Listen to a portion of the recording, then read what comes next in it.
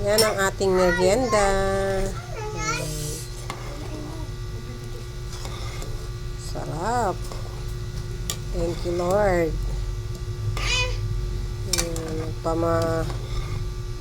Merienda si Mayora. Nakakagutom pag maulan. Ayan o.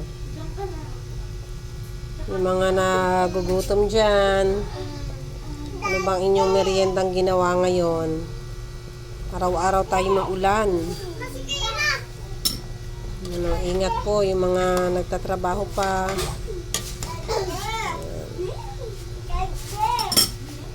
Magandang hapon po sa inyong lahat. Yan ang ating pinatamis. Ito yung isa sa mga namimiss ko lang na dessert sa probinsya. Thank you, Lord. God bless po.